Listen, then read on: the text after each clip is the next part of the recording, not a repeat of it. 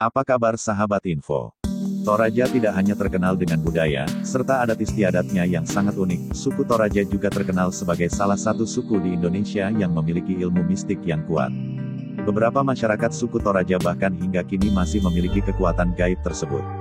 Di wilayah bagian barat tepatnya di Mamasa, yaitu kota kecil yang sudah menjadi kabupaten.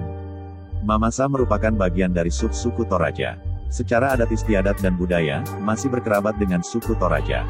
Selain itu bahasa Mamasa juga mirip dengan bahasa Toraja. Oleh karena itu, suku Mamasa sering juga disebut sebagai suku Toraja Mamasa, dalam ikatan kekerabatan dengan adat Toraja.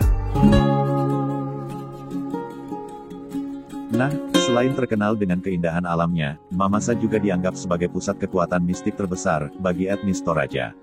Banyak orang Toraja mengakui, bahwa mereka segan jika berhadapan dengan kekuatan mistik Mamasa yang dianggap lebih hebat dari apa yang ada dalam kasana ilmu gaib suku Toraja. Kabar kehebatan mistik orang Mamasa memang kondang, selama di sana cerita itu juga terdengar, dan diutarakan dengan gaya biasa saja. Salah satunya yang terkenal adalah membangkitkan mayat dari kematiannya dan disuruh berjalan sendiri. Ratusan tahun silam, banyak orang Mamasa pergi merantau melewati gunung dan hutan. Di perantauan bisa saja terjadi di antara mereka ada yang meninggal dunia. Karena kondisi alam yang berat melewati hutan dan gunung, maka teman-teman yang masih hidup bisa membawa pulang jenazah dengan membuat upacara pembangkitan mayat. Dan jadilah mayat itu berjalan sendiri pulang ke rumahnya, melewati hutan dan jurang selama berhari-hari.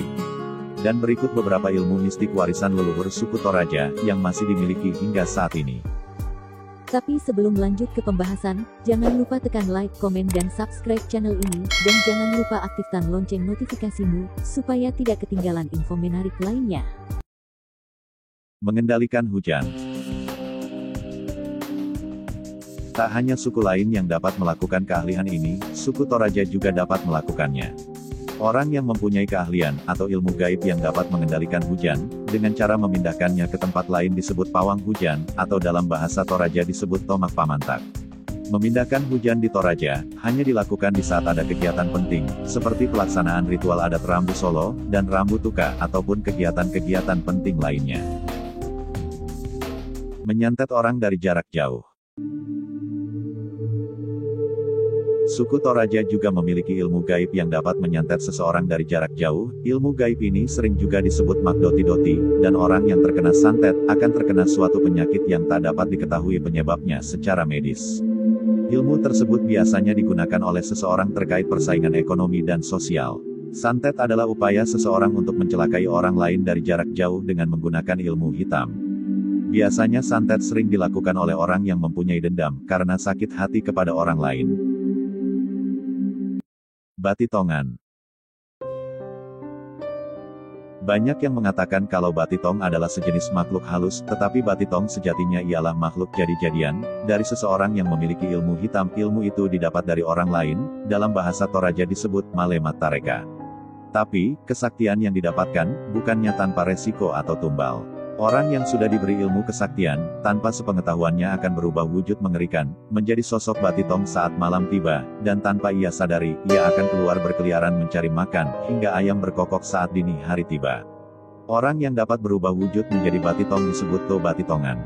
Perubahan wujud yang dialami itu, merupakan tumbal yang mau tak mau harus ia jalani. Korban dari batitong ini biasanya ibu-ibu yang sedang hamil, dan juga hewan seperti kerbau. Nah, jika kalian suka jalan-jalan di Toraja, mungkin kalian akan mendengar kata torroko nakandeko batitong. Kalimat ini memiliki arti yaitu, jika kamu tertinggal jauh di belakang, atau memperlambat jalanmu, nanti kamu akan dimakan batitong.